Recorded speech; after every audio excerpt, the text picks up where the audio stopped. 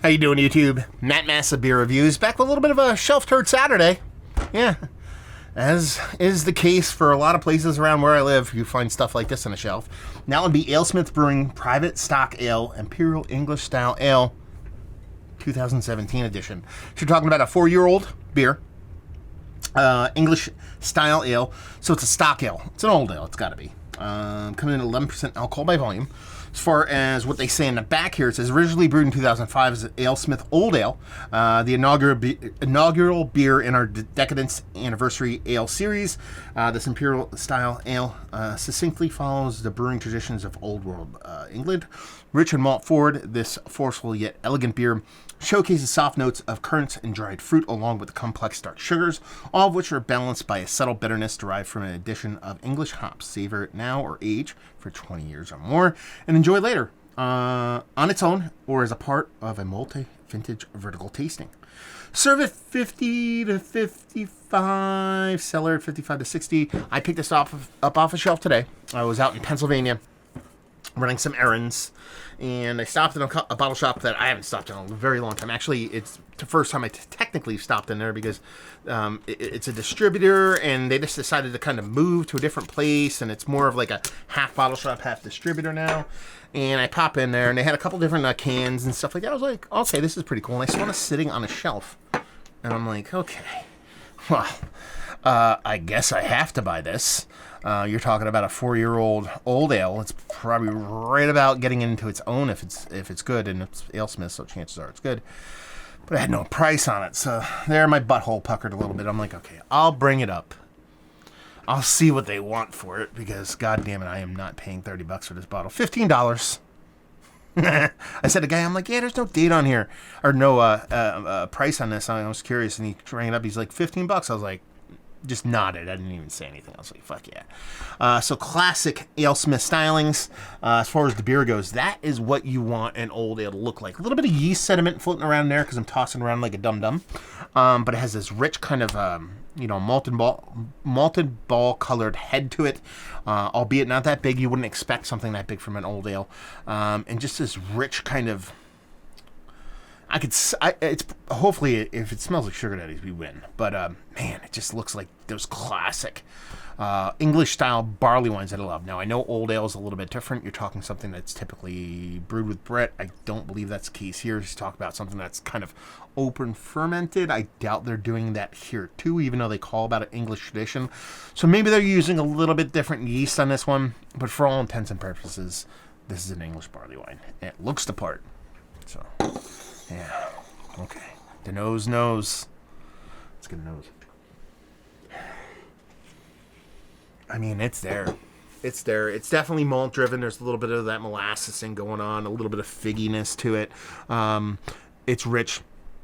It's Heath bar like. It's not necessarily sugar daddy. It doesn't come off super sweet, even though I expect it to be a sweet beer. It's just rich. Rich, adulty, English-based kind of candy bar kind of vibes. Yeah. No oxidation to speak of, at least on the nose. Even though I wouldn't mind a little bit on something like this. It smells pretty nice. I think it's going to be much more explosive, much more meaningful in the taste, but it's got a very pretty nose on it. Something that's tantalizing, let's put it that way. Something that I could see awesomeness coming out of. Like I said, they wanted this cellar served at 50 to 55. I think I'm probably closer to 45. I prefer that on beers like that. Not necessarily that I don't want 50 to 55, but I like to drink this beer from 45 to 60. That's where I like my bigger beers, my barley wines, my stouts, imperial stouts, because I like that journey going from small to big, or cool to warm, stuff like that. So I'm just gonna dive right in. Cheers.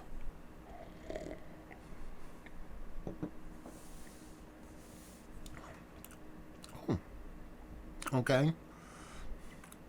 Wow, it's bittering. It's bittering in a blackstrap molasses sense. It's not an American barley wine. Okay. But it's about as aggressively hot bitter you can get on an English barley wine, and it's already, probably closer to 3.5 years old than 4 years old, but 3.5 years old, it's still a pretty aggressive bittering. But the really big point about the bittering on this, infinitely English hopped. You know, it's your Fuggles, your Kent Goldings. It's those kind of hops, not Americanized hops. So it's got a spicy kind of, like, I keep going blackstrap molasses on that. I don't know if that's the best kind of comparison. It's the best one I can think of at the moment, but I think there's something better.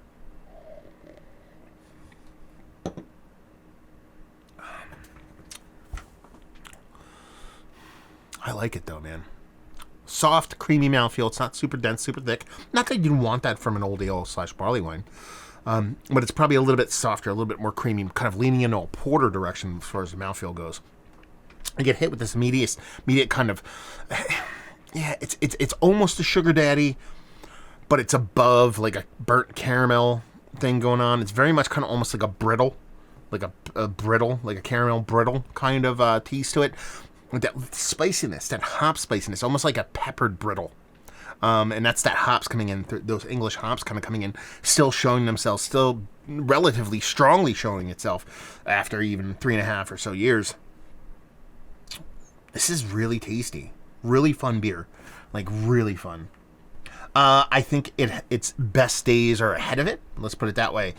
Even being 3.5 months old, or 3.5 years old, sorry. I think this is probably 8. When they say 20 years, let's put it that way. If they say up to 20 years, I don't think that's like, haha. 20 years, that's like, yeah, this is probably going to be great in 10, 15, 20 years. They had a couple bottles of these at $15 a pop. $15 a pop. I might go back and buy a couple and hold on to them and kind of pop one in another 5 years or so and see what's what. I'm lying to myself. I'll go buy a couple with the intent of selling them, and then I'll open Malton next year. Yeah, this is delicious. Absolutely delicious. Not necessarily exactly where I like my English barley wine / old ales to go. That's a little bit more bittering, a little bit more spicy, but I dig the twist. I really do dig aggressive English hopping on this. Very tea-like. That sip I just took, those hops were just like sucking on a wet English tea bag. In a very positive way. I like this. I think it's fantastic. I just want to see it in 5 to 10 years. And I think it's going to be even more fantastic. Yeah. Absolutely delicious. And honestly, you're talking about Shelf Turd Saturday.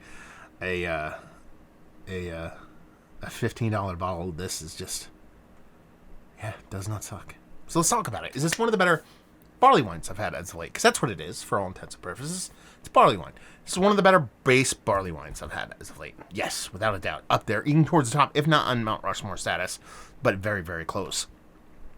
I think you have to understand, nowadays, a lot of beers like this tend to have some kind of twist in them. Barrel aging, some kind of addition, adjunct, whatever. You pour forward in here, and you're getting these big, rich flavors out of it, and that really cool English hopping presence, especially showing up this 3 years deep, is very, very cool, and I dig it. Value availability, $15. Picked it up off the shelf, say what, and leave you with, if you like what we like this beer. If you like old aged beers, English barley wines, old ales, all those kind of beers, all wrapped in one, very tasty, very well done package, you're going to be hard pressed to find something at this price point much better. I mean, I'm sure you can go on your Razzle groups and razzle up something for $1,000 that tastes better than this, but $15? Come on now. All day. So there you go. A little review in the books. Hopefully you guys enjoyed it. Down there if you want to talk about it. Massive Beers if you want to check me out doing the social media stuff. Beer Massif. If you want to check me out doing the whole podcasting thing. And hopefully you guys enjoyed the review. Hopefully you're enjoying a little bit of, private stock right now. We'll see you next time. Cheers.